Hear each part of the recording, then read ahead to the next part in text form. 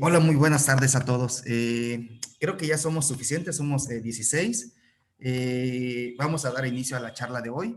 El día de hoy tenemos el gusto de tener a Sergio, profesor de la facultad, asesor mío de física y matemáticas. Hoy nos va a hablar de unas cosas de teoría de números, sobre fracciones continuas. Entonces, adelante, Sergio. Muchas gracias. Sí, a ver si está el audio. Sí, ¿verdad? Sí se oye, perfecto. Sí, sí, bien. Aquí no sé. No, me cuesta moverme entre el Zoom, las diapositivas y todo eso. Ok. Bueno, entonces vamos a hablar un poquito de fracciones continuas. No sé si ya habían visto qué son las fracciones continuas. Entonces, las fracciones continuas son fracciones que tienen esta forma. ¿Sí? Van así un entero más, otro entero entre, y ahí vas ciclando, anidando fracciones, donde estos números vamos a pedir que sean reales. Un caso particular de fracciones continuas es cuando pides, por ejemplo, que los números b sean 1, que todos los b sean unos, que el primer número que está aquí, sea un entero, puede ser positivo o negativo, y que todos los demás sean enteros positivos. O sea, para ese tipo de fracción le llamamos fracción continua simple.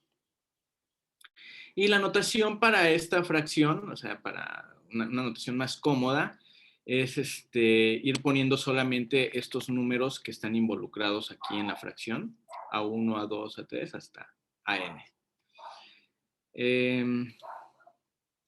Pues un ejemplo de fracción continua, por ejemplo, sería, si ponemos esto 1, 2, 3, pues sería la fracción 1 más 1 entre 2 más 1 entre 3. Que pues uno puede ir sumando las fracciones, va uno sumando y simplifica y llega a que esta fracción continua está representando es igual al número 10 séptimos, ¿sale? Entonces, yo creo que de aquí, bueno, el ejemplo lo puse como para que vean ahí, se puede calcular y además hacer la siguiente observación. Pues es claro que si yo tengo una fracción continua, aquí con un número finito de términos, 5, 10, 100 términos, pues vas haciendo las sumas respectivas, vas haciendo toda la fracción y pues al final claramente vas a tener un número racional. Entonces, aquí ahorita yo comentaba esto, ¿no? Si tengo aquí un número finito de términos, ¿no? Aquí de elementos aquí en la fracción. Eso es porque el número de términos que puedas tener ahí en la fracción continua, en realidad puede ser finito o puede ser infinito, aunque en las primeras diapositivas estoy poniendo una cantidad finita, esto se puede extender así de manera infinita. Y esa sería una fracción continua infinita. Con estas condiciones, fracción continua simple e infinita. Ok. Algo que sucede es que todo racional se puede expresar como fracción continua simple finita y toda fracción continua simple finita expresa un número racional. Eso ya lo había comentado. El otro sentido es el que acabo de decir. El primero que dije, pues no lo había comentado y como para dar la idea que eso siempre lo puedes hacer, es decir, que todo racional tiene su fracción continua simple y además va a ser finita, pues voy a hacer un ejemplo en donde pues voy a dar un racional y vamos a ver cómo se calcula su fracción continua. Entonces la idea de este ejemplo es, pues bueno, vamos a hacer un ejemplo numérico, se va a ver cómo se hace, pero además lo podríamos escribir en general, o sea, hacer la generalización y es exactamente lo mismo. Ahorita comento algunos detallitos. Entonces, para escribir la fracción continua de un racional, por ejemplo, 95 sobre 43, pues lo que vamos a hacer es, vamos a emplear el algoritmo de Euclides para el máximo común divisor. O sea, esa sería una forma de hacerlo. Ahorita vamos a ver que es lo mismo que hacer otra cosa que normalmente se hace. Es aplicar el algoritmo de Euclides del máximo común divisor. Ese normalmente se ve pues en muchas ocasiones desde el primer semestre segundo semestre de licenciatura. Entonces, pues, ¿cómo es esto? Pues empezamos dividiendo, ¿no? Hacemos el algoritmo de la división, 95 entre 43. Aquí tenemos el cociente y el residuo. Y después este número que dividía lo volvemos a dividir entre el residuo. Y aquí te da un cociente, otro residuo, y así lo vas haciendo sucesivamente. Por el algoritmo de la división, sabes que este residuo siempre es menor que el número que está dividiendo. Y como en la siguiente etapa vas a dividir con un número que es más chico que el siguiente residuo tiene que ser menor. Entonces estos residuos dan una sucesión decreciente. Los residuos, cuando ves el algoritmo de la división, están acotados por 0 inferiormente. Entonces esta tiene que converger. Y en realidad esta va a converger a 1. Bueno, va a converger a 0. Y el residuo, antes de eso, va a ser el máximo común divisor. Eso es la teoría del algoritmo de Euclides. Pues haces esto y va a resultar que estos números que están aquí como cocientes, que normalmente en teoría de números esos no les hacíamos tanto caso, pues esos son los que te van a dar la fracción continua de este número. Y nos vamos a convencer de que esos son los números que te dan la fracción continua. O sea, aquí está como platicado y es como que, me lo tengo que creer. Pero bueno, ¿por qué eso sucede y por qué esos son los números que forman la fracción continua? Pues es que el chiste de hacer la fracción continua es el siguiente. Pues te fijas en el cociente y si te da, y ¿cómo se llama? Y haces pues lo conviertes a fracción, ¿cómo le llaman? Mixta, como suma. Entonces, pues te queda aquí el cociente, que sería este primer cociente, y aquí te queda el residuo, ¿sale?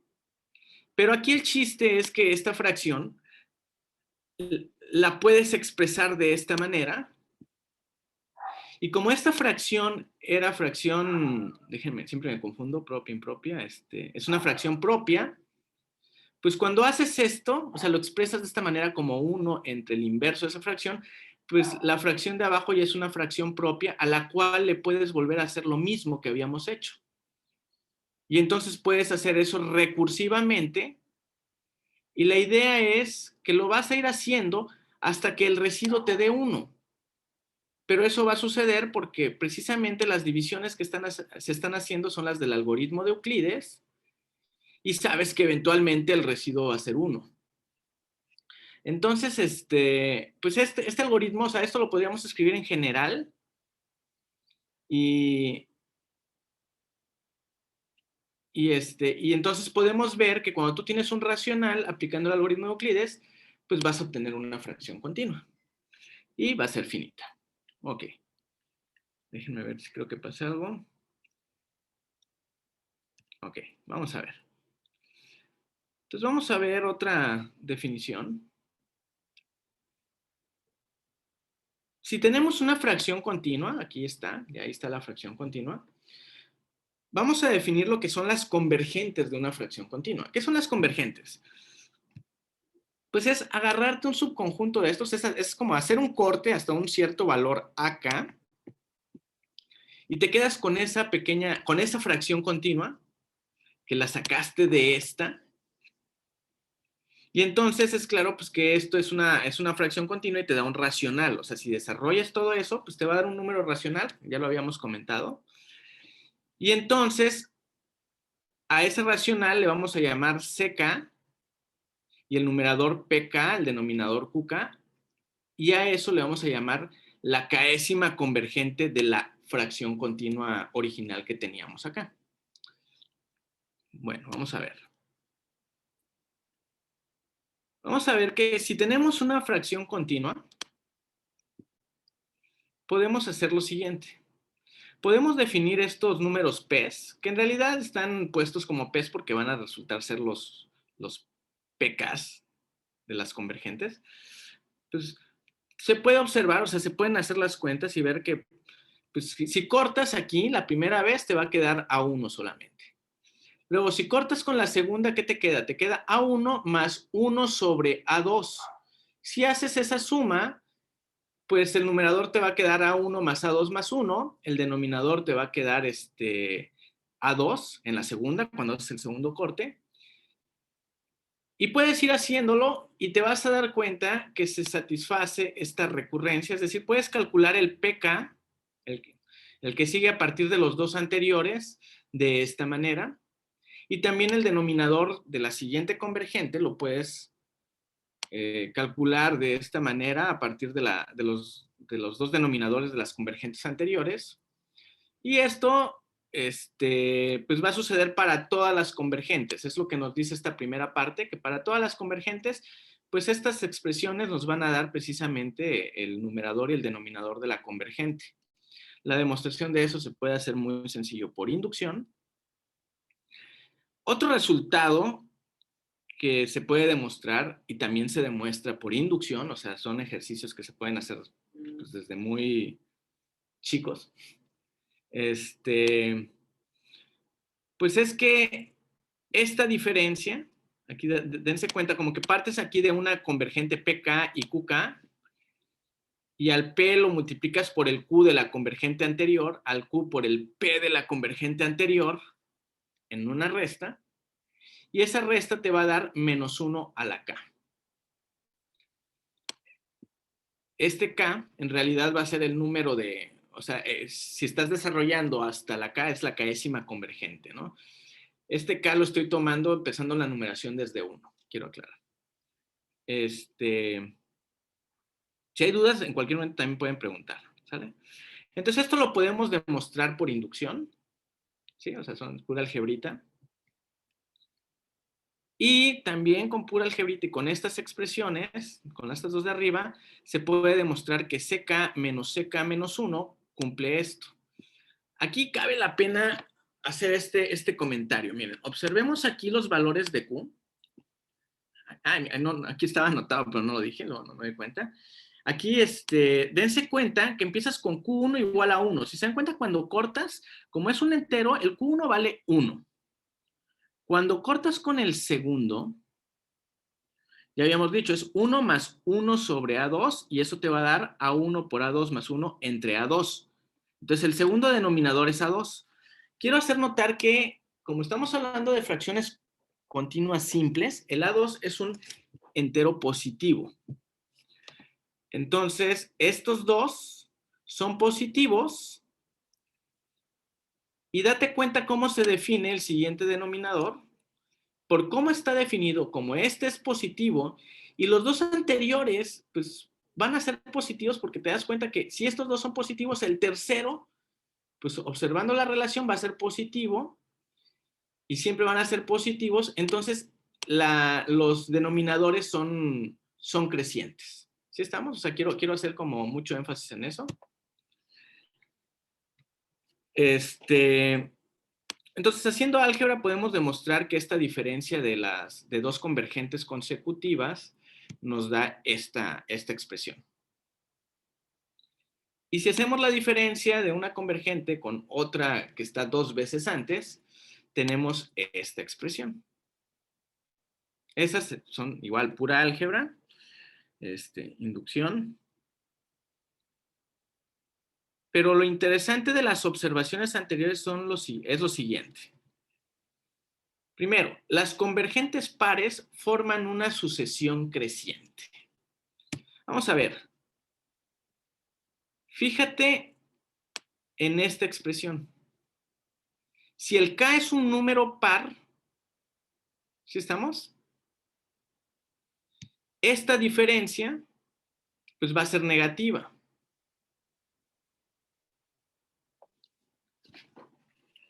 A ver si no me...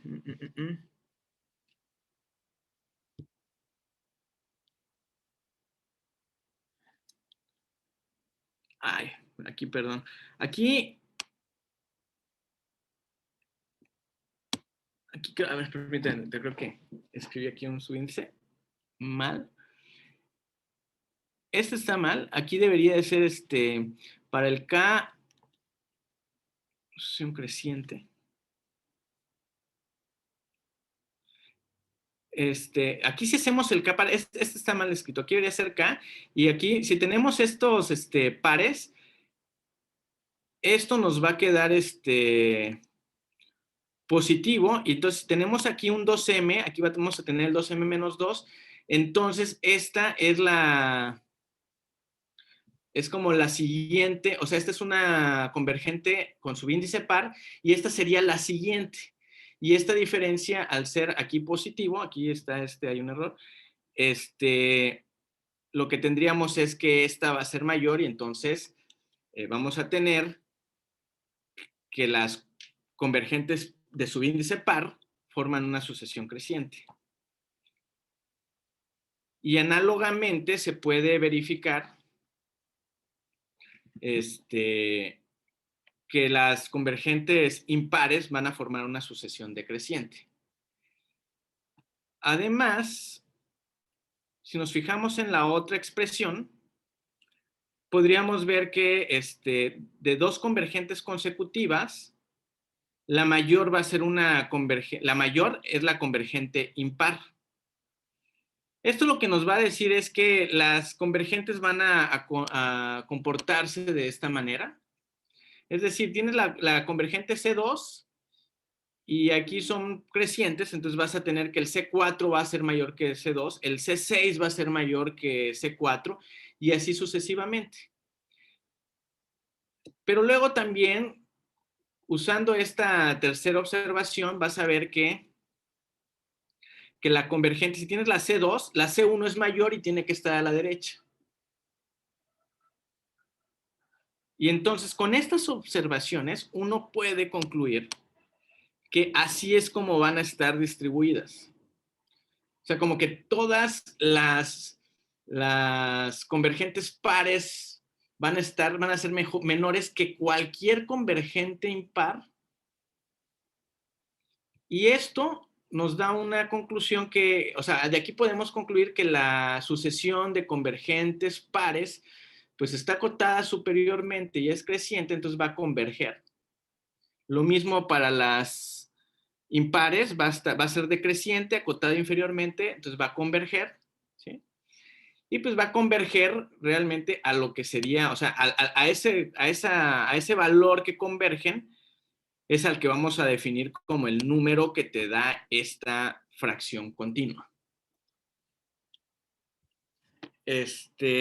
Vamos a ver. Hace ratito di cómo podíamos expresar la fracción continua de un número racional. Y ahora, pues vamos a ver cómo se le puede hacer para un número irracional. Para un número racional, lo que se hace es lo siguiente. Pues vamos a definir recursivamente unos alfa i's, empezando con alfa 0 igual a alfa, el número irracional al que le quieres calcular su fracción continua. Y vamos a ir encontrando los ANs de la fracción continua de la siguiente manera.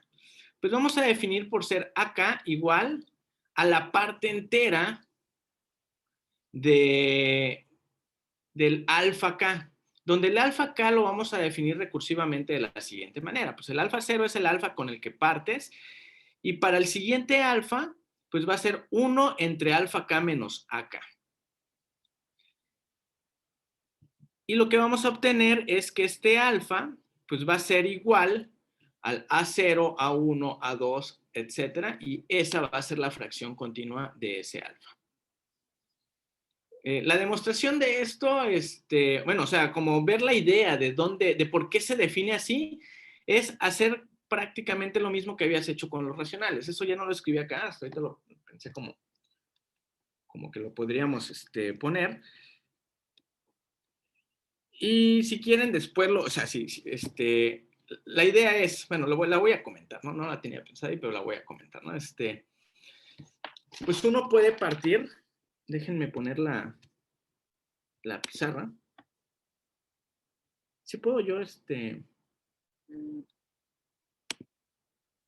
si puedo poner yo aquí pizarra, o sea, poner la tableta. Sí, ¿verdad? Sí, me parece que sí. A ver, Javi, no sé si nos puedas, Ya vi que sí.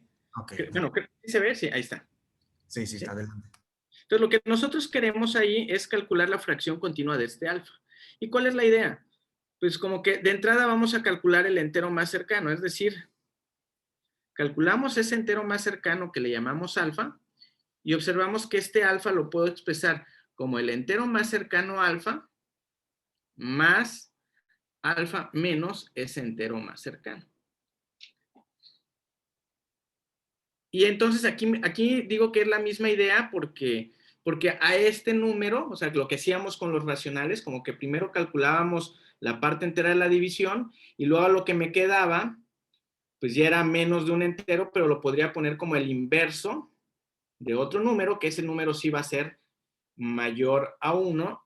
Es decir, esto lo puedo ver como alfa más 1 entre alfa menos esto. ¿Sí estamos?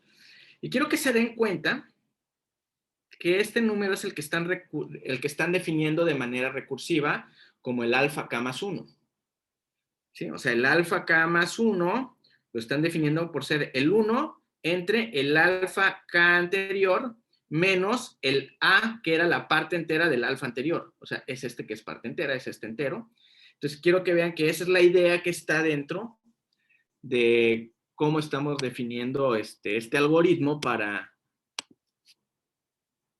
encontrar la fracción continua de un irracional. ¿Sale? Entonces, si hacemos eso, así encontramos la fracción continua de un irracional. Y entonces, déjenme, puse un ejemplo aquí. Vamos a calcular la fracción continua de raíz de 13. La fracción continua de raíz de 13, pues hacemos eso, ¿no? Primero la parte entera de raíz de 13 es 3. Y entonces, ese es el A0. Para el A1, pues es la parte entera del alfa 1. ¿Cómo definíamos el alfa 1? Como el 1 entre el alfa anterior menos la parte entera de ese, que te daría esto. Lo manipulamos, nos da esto, calculamos la parte entera, nos da 1. Y vamos haciendo las cuentitas. O sea, simplemente es ir y escribir las cuentitas, las cuentitas. Vamos viendo, es 1, 1, 1, 6. Y quiero que observen esto. Cuando llegamos aquí a 6, hacemos el siguiente y hacemos las cuentas y nos da que va a ser la parte entera de este, pero si se dan cuenta, nos da lo mismo que este. Y como además, o sea, tenemos esto igual, pues nos da esto igual, pues es claro que el siguiente, por cómo están definidos, pues tiene que ser igual. Y si se dan cuenta, aquí se cicla. ¿Y qué es lo que obtenemos? Que la fracción continua de raíz de 13, pues va a ser infinita y además va a ser periódica. O sea, va a tener esto, 1, 1, 1, 6, y luego empieza otra vez 1, 1, 1, y así se va a ir y va a ser periódica. De hecho, pues aquí no voy a presentar tantos teoremas, tantos resultados, pero un teorema, un resultado de las fracciones continuas, es que un número irracional cuadrático, es decir, aquel que es irracional que es raíz de un polinomio cuadrático, su fracción continua va a ser periódica. O sea, eso es un resultado. ¿Sale? Entonces, bueno, presento para mostrar cómo se hace, la idea de lo que se puso arriba, comento este teorema y más adelante vamos a usar esta fracción continua. Entonces, pues ya que nosotros formamos este número, esta fracción continua, si tenemos una fracción continua infinita, pues un par de teoremas que son que son interesantes, son importantes en la teoría de fracciones continuas son estos. El primero se le llama como de mejor aproximación. Y lo que te dice es, si tú tienes aquí un racional que te está aproximando a este alfa, algo que no dije, no voy a demostrar ahorita, es que esta fracción continua infinita pues te va a converger a un número irracional. Entonces, si tú tienes aquí un número irracional y hay un racional que está muy cerca de él, pero que está tan cerca, o sea, que está muy cercano, más cercano que la caésima convergente de la fracción continua de ese alfa, es porque este racional, o sea, si está muy cerca del alfa, es porque el denominador tiene que ser grande. O sea, ¿cómo que grande? Pues tiene que ser más grande que el denominador de la convergente que tienes aquí. Es decir, que no puedes aproximar al alfa con un racional con denominadores más chicos que los de las fracciones continuas. Y si lo puedes hacer es porque pues tiene que ser más grande que la convergente de la cual estás tomando la comparativa de la distancia. ¿Sale? Entonces, este teorema en esencia nos está diciendo esto, nos está diciendo que las convergentes pues son las mejores aproximaciones por racionales a los números, a los irracionales. Y el segundo resultado, si no mal recuerdo es de Dirichlet, nos dice que si tienes alfa un real positivo y P sobre Q una fracción irreducible que satisface esta desigualdad, es decir, que su distancia es menor que 1 sobre 2 veces el cuadrado del denominador, entonces seguramente este racional es una convergente de la fracción continua de alfa. Y ese resultado es muy bueno, muy interesante y se aplica bastante. No sé si hay alguna duda hasta ahora. ¿No? Ok. Bueno, entonces vamos a empezar con aplicaciones a ecuaciones diofánticas. Una primera aplicación es la ecuación lineal. Es decir, tienes la ecuación AX más BY igual a 1 y quieres resolver, donde A y B son enteros, y quieres resolver la ecuación con enteros X y Y. Entonces, lo primero es observar lo siguiente. Que para que esta ecuación tenga soluciones en los números enteros, pues el máximo común divisor de A y B debe de ser 1. Si fuera diferente de 1, pues el lado izquierdo sería divisible entre el máximo común divisor y estaríamos diciendo que 1 es divisible entre el máximo común divisor de A y B, lo cual, si no es 1, pues no puede ser. ¿Sale?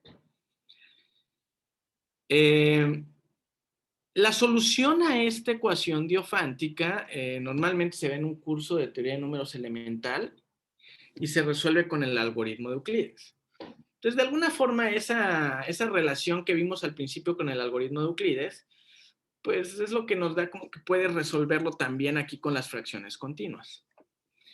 Y lo que vamos a hacer nosotros es recurrir a este resultado.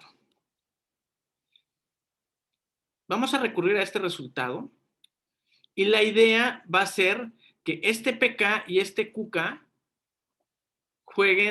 sean los coeficientes A y B que tienes acá. Es decir, vamos a explotar esta identidad y la idea es pensar en que bueno, aquí puse PN, pero debe haber puesto el PK y el QK. Pues que pensemos que el PK es igual a A y el QK es igual a B. ¿Sí estamos? Y entonces nosotros, por esta identidad, sabemos que si agarramos la fracción continua de Pn de A entre B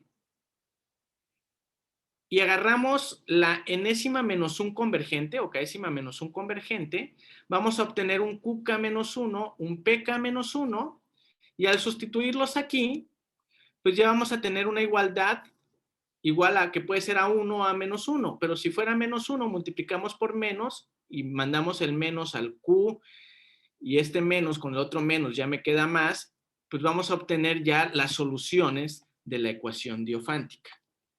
¿Sale? Y entonces, dependiendo de la paridad de K, pues tienes eso, ¿no? De que si es K par, pues te va a quedar más 1 y ya vas a tener que la solución va a ser precisamente X igual, lo que está aquí. Si verificando la paridad de N, se tendría que X sería igual a Qn menos 1 y Y sería igual a menos Pn menos 1 si N es par, o X igual a menos Qn menos 1 y Y igual a Pn menos 1 si N es impar. No sé si queda claro. Creo que más adelante hago un ejemplo de eso. Entonces, Ahí tenemos una aplicación de las fracciones continuas. Entonces ya queremos resolver esto. ¿Qué hacemos? Calculamos la fracción continua de A entre B y nos fijamos en la penúltima convergente y ahí vamos a encontrar soluciones a esta ecuación. Y podemos encontrar una infinidad haciendo otras cosas, pero no me voy a interesar en eso. Ok. De hecho, vamos a hacer una aplicación de la aplicación. Y esa aplicación consiste en generar criterios de divisibilidad parecidos a los criterios de divisibilidad del 7, usando fracciones continuas. En realidad es usando con la solución de las ecuaciones, de la ecuación diofántica lineal que puse arriba. ¿Y cómo lo vamos a hacer? O sea, primero, ¿cuál es el criterio de divisibilidad del 7? No sé si se acuerden. El criterio de divisibilidad del 7 te dice que si agarras un número n, lo expresas de la forma 10a más u, y si a este número a le restas 2 veces el dígito de las unidades, si lo que te resulta es divisible entre 7, el número original era divisible entre 7. ¿Sí? O sea, por ejemplo, si lo quisieras aplicar a al 2457, si quieres ver si 7 divide a ¿qué haces? A 245 le restas 2 veces 7, es decir, le restas 14, ves el número y si es divisible entre 7, el número original lo era y si no, no. Entonces, todo número n tiene una expresión de esta forma, de la forma 10a más u, que es esto que estoy ejemplificando acá. Entonces, eso es lo que había dicho, ¿sí? Del criterio de divisibilidad del 7. Y vamos a generar criterios de este tipo. La idea para generar criterios de este tipo es la siguiente. Pues vamos a tener m, el entero al que queremos generar el criterio de divisibilidad. ¿Sí? O sea, queremos un criterio de divisibilidad por m. Entonces, supongamos que m divide al número n. Entonces, si m divide al número n, por propiedades básicas de divisibilidad, m divide a cualquier múltiplo de n más pues, un múltiplo del mismo m. Seguramente m divide a esto. ¿Sí estamos? Entonces, vamos a reescribir esto, este k por 10a más u más lma, lo vamos a reescribir de esta manera. Y nosotros, al querer generar un criterio de este estilo, pues lo que queremos ver es que el m divida a más algún múltiplo del dígito de las unidades. Entonces, nosotros lo que queremos es que esta expresión 10k más lm sea igual a 1, ¿sí? O sea, encontrar algún k y un k y un l tal que esto sea igual a 1 y ver que vamos a poder regresar de esta expresión a concluir que el m divide a n si supiéramos que el m divide a esta expresión. Ahorita vamos a ver cómo se regresa.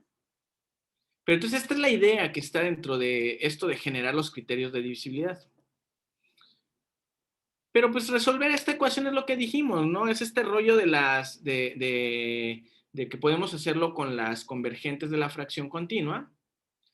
Quiero hacer un comentario importante, que cuando tenemos una expresión de este estilo, pues por teoría de números elemental sabes que el máximo común divisor de cualquier factor de acá con cualquier factor de acá debe de ser 1, porque pues tienes una combinación lineal que te da 1 y sabemos que el máximo común divisor de ellos es la mínima combinación lineal positiva, entonces tiene que ser 1 el máximo común divisor. Entonces de aquí concluimos algunas cosas. Por ejemplo, que si K y L son soluciones de esta ecuación, el valor de K es primo relativo con M, que para poder encontrar soluciones a esto, el M debe de ser primo relativo con 10. Entonces, desde la entrada deberíamos de pedir que M sea primo relativo con 10 para poder resolver esto. Que K sea primo relativo con M nos va a servir para poder regresar. Ahorita comento eso. Y bueno, pues entonces, ¿cómo resolvemos esta ecuación? Pues ya dijimos hace rato. Pues nos fijamos en este como el P. Aquí el conocido sería el M, que es el que queremos generar el criterio. Y entonces podemos encontrar la fracción continua de 10 entre M. Nos fijamos en la convergente anterior y ahí vamos a encontrar los valores de K y L. Entonces, si encontramos, ya que encontramos estas soluciones que sabemos que se puede hacer por lo que ya hicimos, pues ya que encontramos esos valores, pues con ese valor de K ya tenemos nuestro criterio de divisibilidad. Porque observemos que si M divide a este A más KU para ese K que encontramos de la ecuación anterior, pues como el K que encontramos y el L que encontramos de la solución anterior nos da que esto es igual a 1, pues entonces nosotros podemos venir acá y el coeficiente 1 de esta A lo podemos escribir de esta manera. Y entonces si M divide a esto, M divide a esto y por lo tanto M divide a esto. Pero sabemos que si M divide a este más un múltiplo del mismo M, pues entonces M debería de dividir a este término. Pero como el K que encontramos forzosamente va a ser primo relativo con M, pues por el lema de Euclides tenemos que el M debe de dividir a 10A más U y concluimos que el M divide a N. Entonces, de esa manera es como generamos el criterio de divisibilidad y entonces el chiste es ir a encontrar este K. Bueno, entonces, un ejemplo práctico es, queremos encontrar el criterio de divisibilidad del 37, pues vamos, expresamos la fracción continua del 10 sobre 37, que nos da esta, ¿sale? Y para encontrar la solución de la ecuación diofántica que habíamos dicho, pues teníamos que encontrar la penúltima convergente, es decir, olvidarnos del 3, calculamos la convergente de esto, que es esto que está acá, la expresamos, hacemos el cálculo, tenemos el 3 sobre 11, y entonces sabemos que se cumple esta igualdad. Aquí era menos 1 a la potencia, ¿sí estamos? Ahí el subíndice, sí lo partías desde 0, y entonces aquí como teníamos que eran 5, déjenme aquí.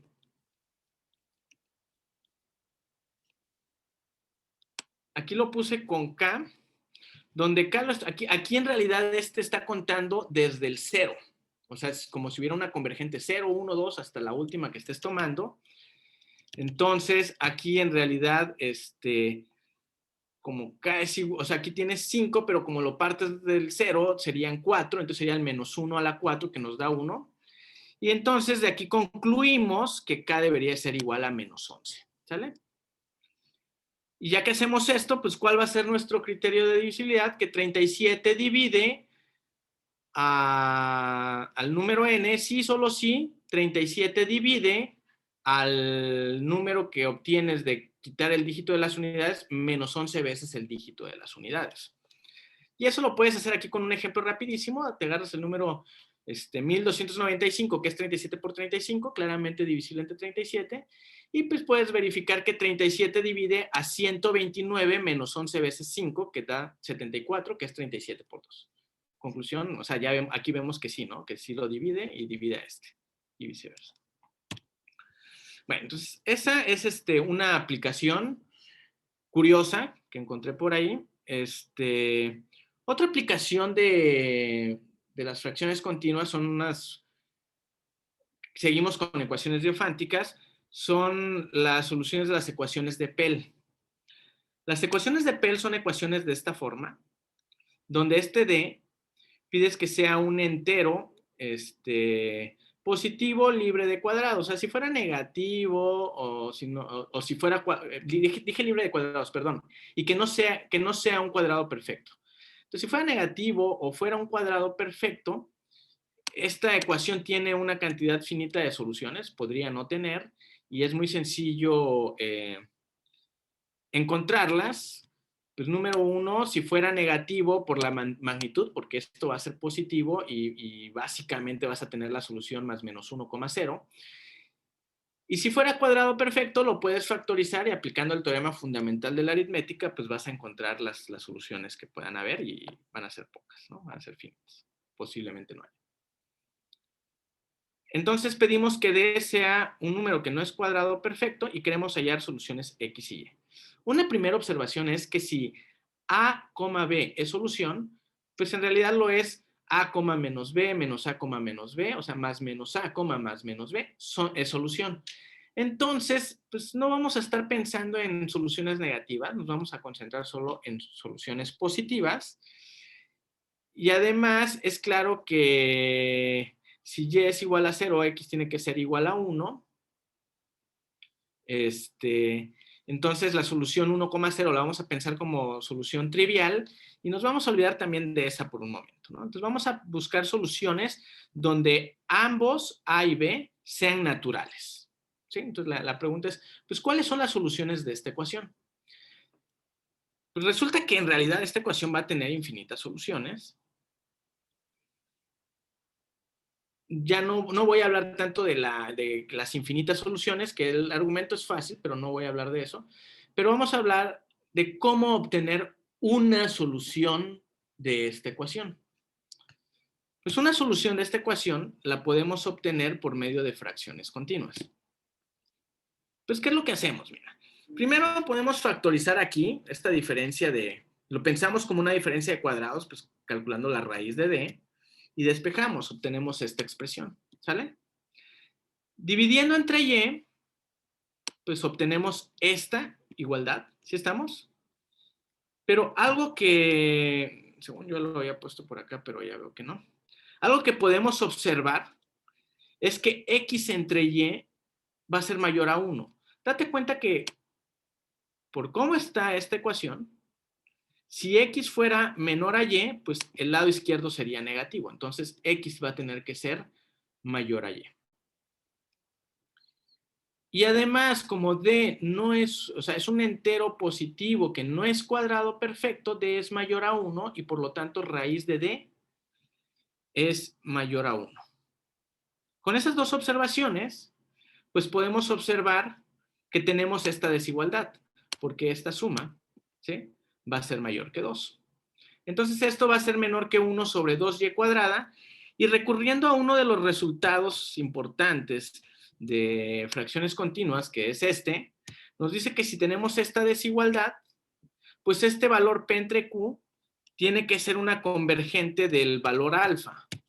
Aplicando eso, ¿sí?, pues obtenemos que x entre y, o sea, si x y y son valores de la solución, x0, y0 voy a decir, pues x0 y y0 tiene que ser convergente, esto nos lo está diciendo acá, que tiene que ser convergente de la fracción continua de raíz de d, y entonces ahí van a estar las soluciones.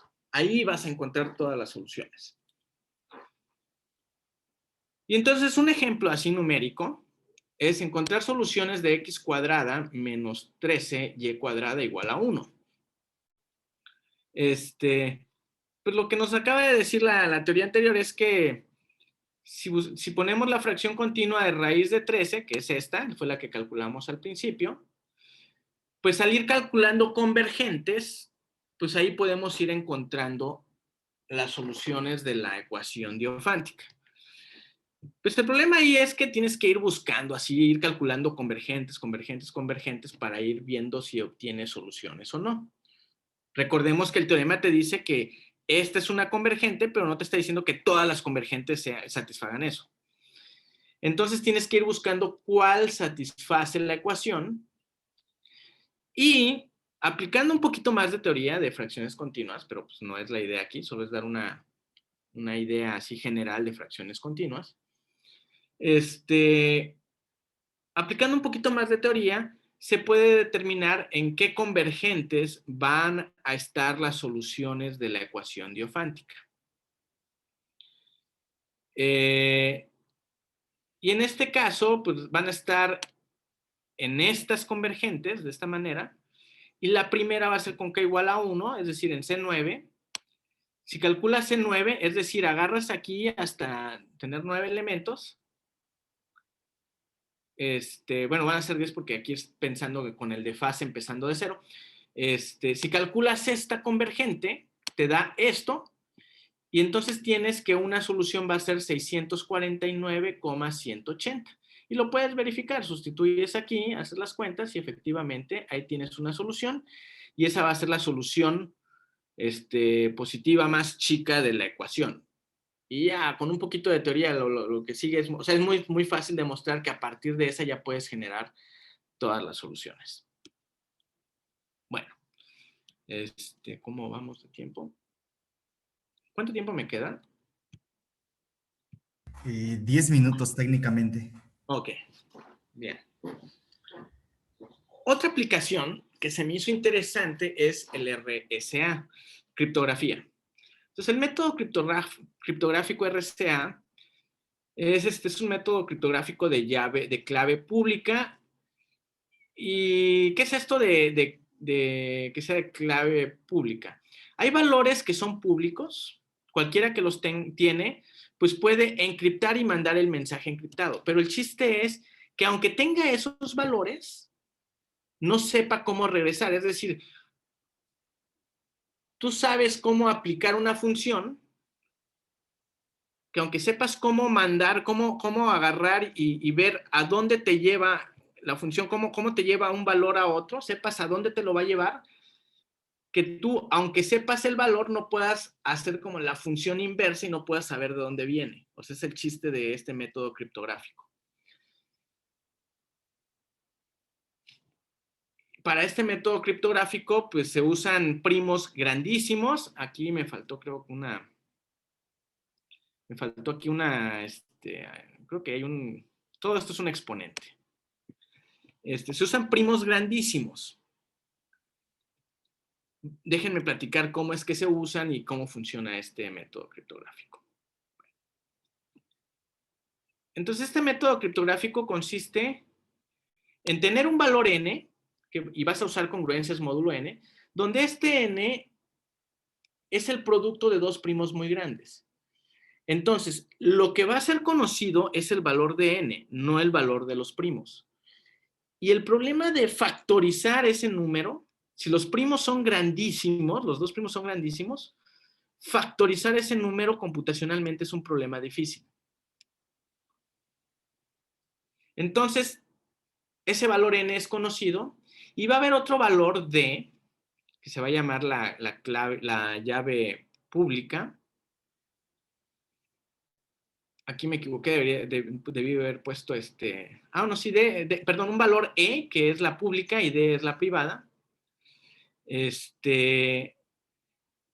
valores e y d deben de satisfacer que son inversos módulo phi de n. Y esto tiene que ver con que en algún momento se aplica el teorema de Euler, muy conocido. Y entonces, ¿cómo se encripta?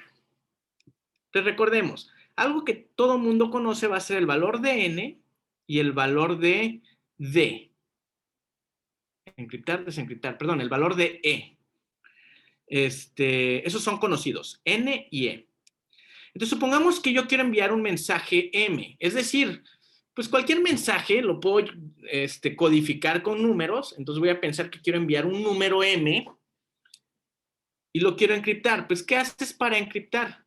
Agarras ese número m, lo elevas a la potencia e y lo reduces módulo n. Lo que te da es el valor encriptado. Si tú quisieras recuperar m, ¿qué podrías hacer?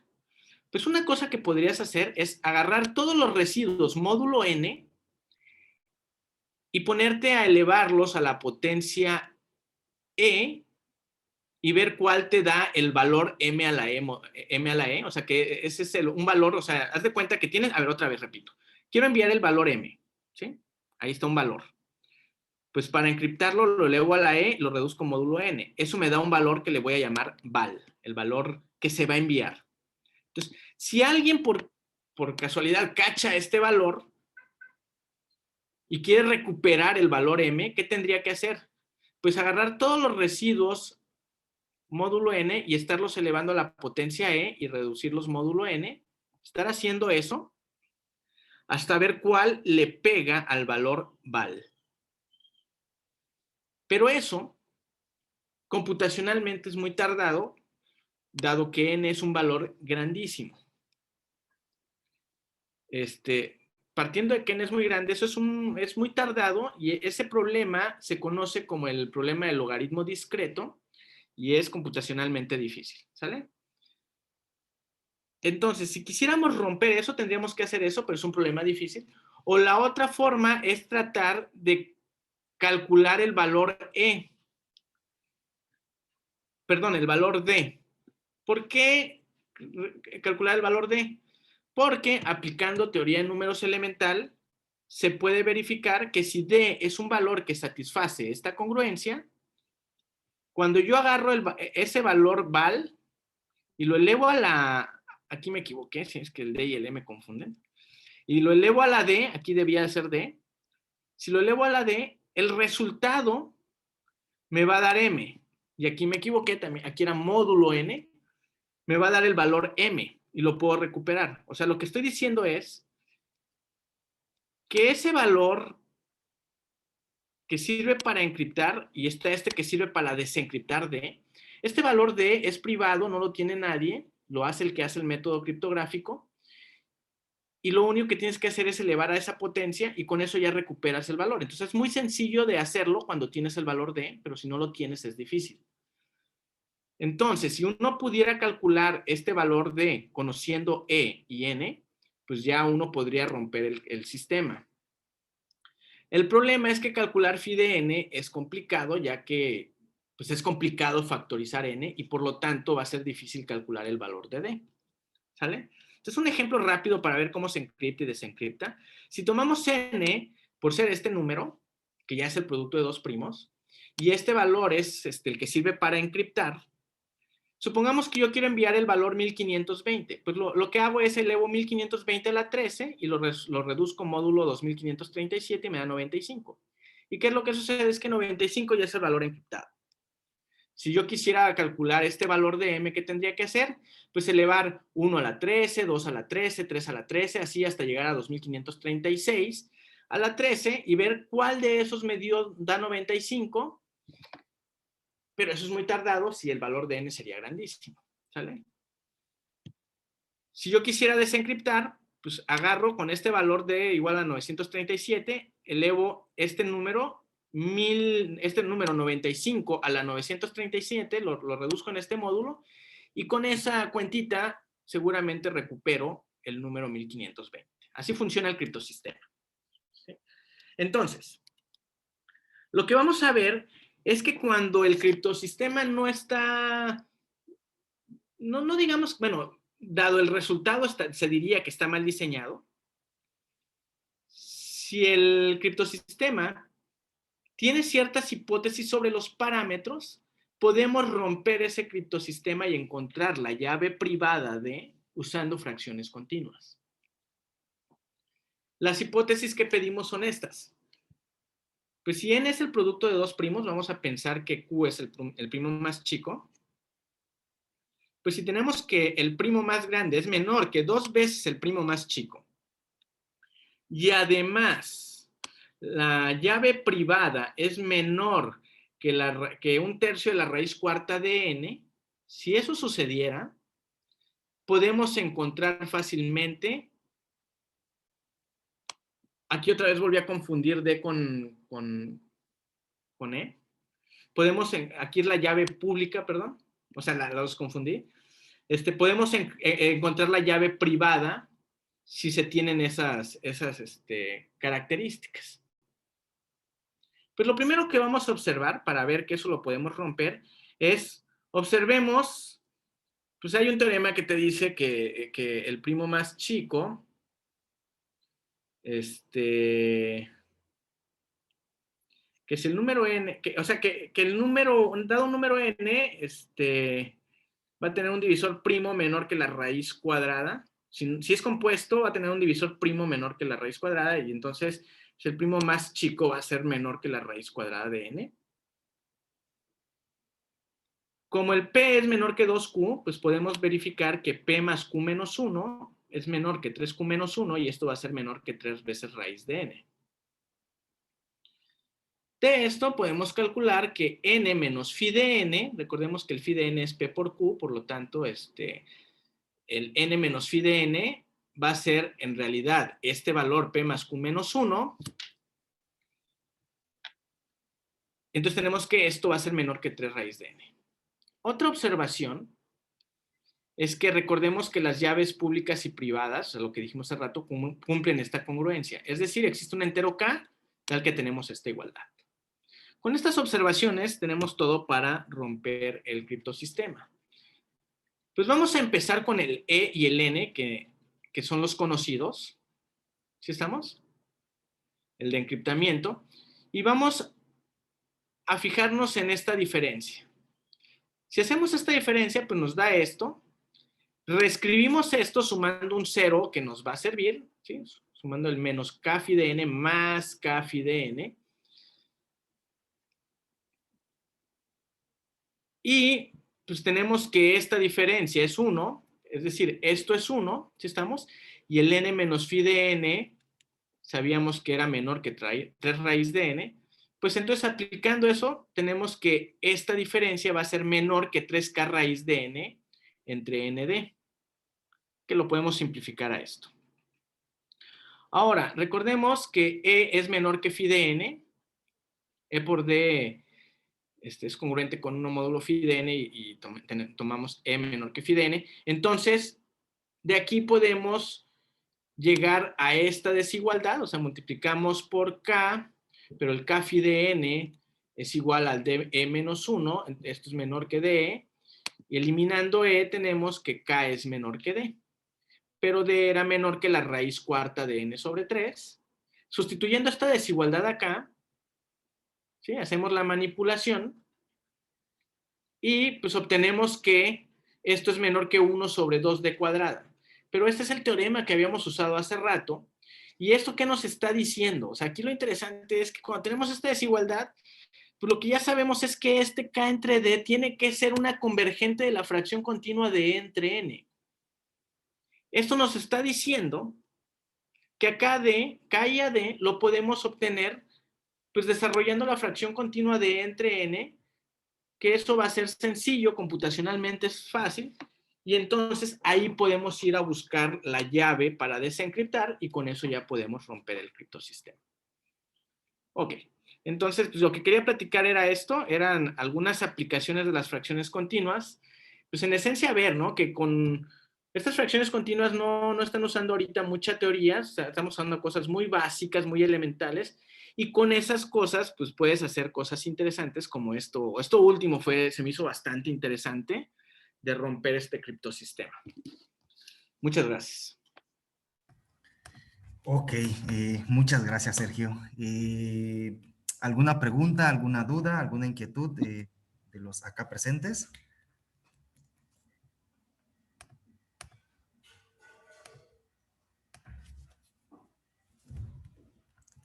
Una duda existencial. Ajá. Sí. Así como hay fracciones continuas, también hay fracciones discontinuas o algo así. Digo, como que no le encontré la relación en la palabra continuidad. Continua, sí. No he escuchado de eso, ¿no? Según yo, no. Yo me imagino que eso de continuo es como que se van ahí anidando y van como que va continuando la fracción, algo así, pero no sé de dónde viene el nombre. Ok, gracias. No, de nada. Ok, aquí Geo tiene una inquietud, dice una duda. Entonces, en la diapositiva anterior que dijo que se había equivocado en que D era menor No, que sí. la raíz, ¿no se había equivocado? Pregunta. No, sí, no me había equivocado, pero sí tenía algo, sí hay algo que dije mal o puse mal, déjenme verla, déjenme ver cómo regreso a la diapositiva, aquí está. Y voy a cerrar este chat porque no dejo de ver. Sí, sí, o sea,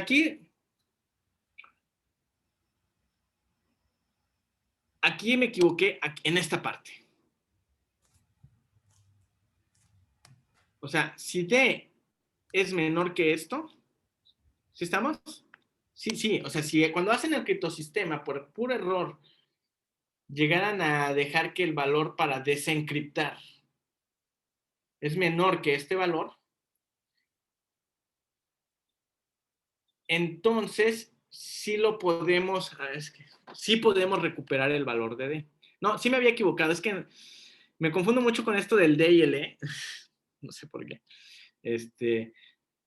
Pero no, o sea, sí, si el valor para desencriptar es menor que esto, podemos encontrar ese valor de D a partir de los parámetros que son públicos, que son E y N. Había dicho aquí como que había equivocado porque no sé por qué estaba pensando en una E acá, o sea, estaba confundido, pero no, o sea, sí está bien aquí.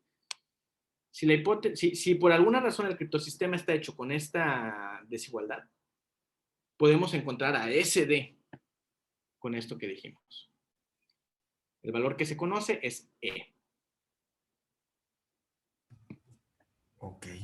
¿Alguna otra pregunta? ¿Alguna otra inquietud? Pueden poner sus dudas en el chat si quieren. A ver. Ok. ¿Más dudas? ¿Más preguntas?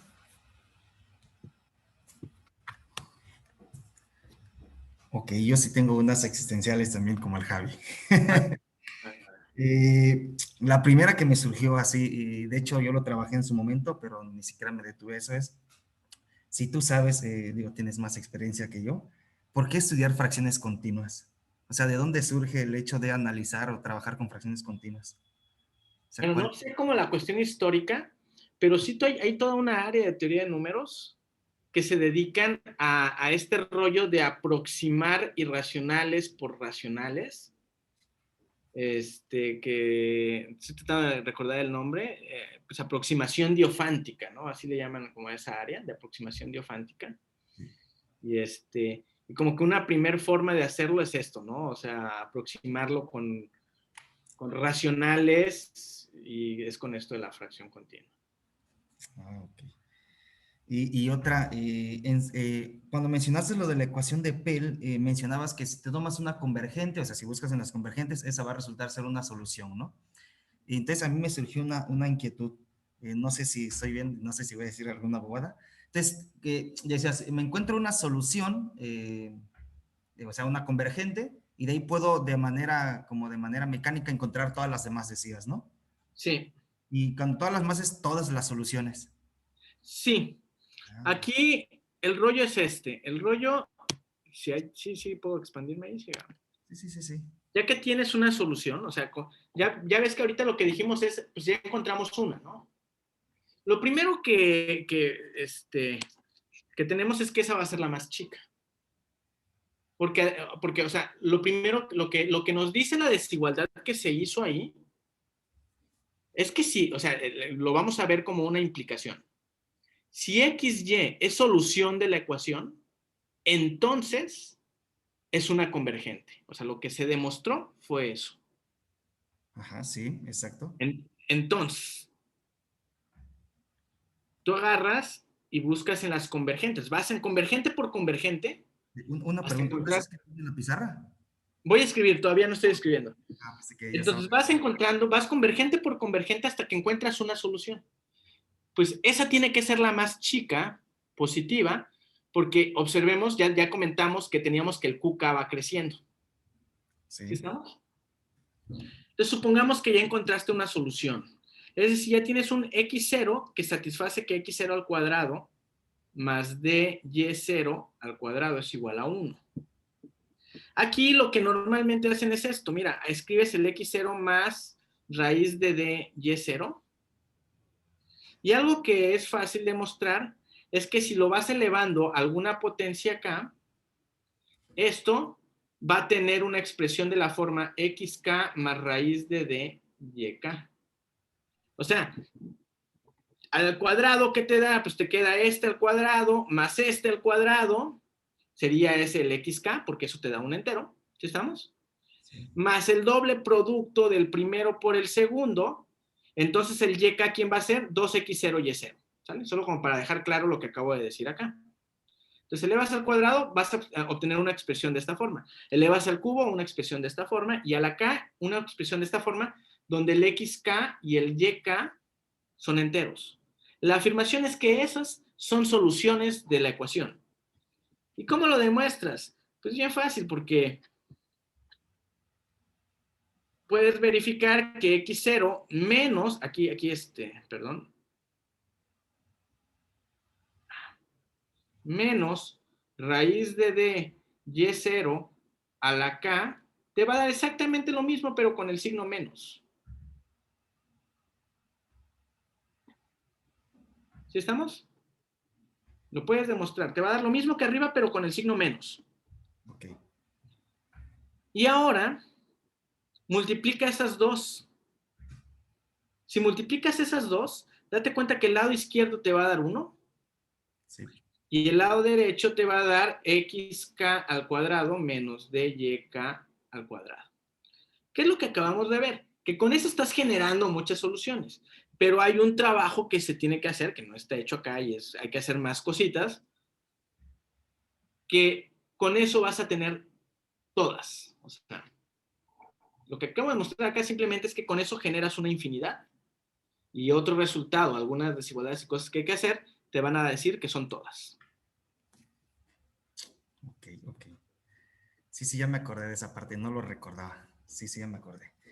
Y a modo de comentario, creo que ya lo repetiste como 3 o 4 veces, lo de que eso de las fracciones continuas, pues genera una sucesión de racionales, ¿no? Incluso el hecho de que un número irracional se aproxime por esas fracciones continuas es como un ejercicio clásico de cálculo, ¿no? Que le dejan a uno de construirse una sucesión de números racionales que convergen en un irracional, ¿no? Entonces, eso es bastante interesante. Eso es bastante padre. Son de las cosas que me gustan de fracciones continuas. Bueno, pues no sé si alguien más quiere agregar algo, algún otro comentario. Si no, pues le agradecemos a Sergio. También a mí me gustó la presentación, bueno, etcétera de números. Pues gracias, Sergio, y nos vemos el siguiente viernes. Buen fin de semana a todos. Vale. Sí, saludos a todos. Saludos a todos. Bye, bye.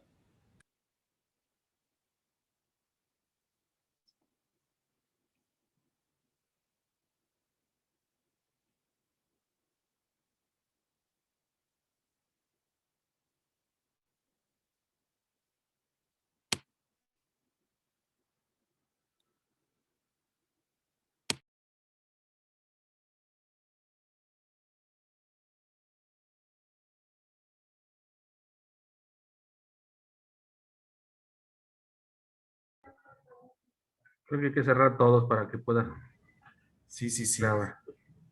No sé quién es, Carlos. Ah, ya está. Sale, Iván. Vale, vale. Saludos. Vale, nos vemos, nos vemos. Órale.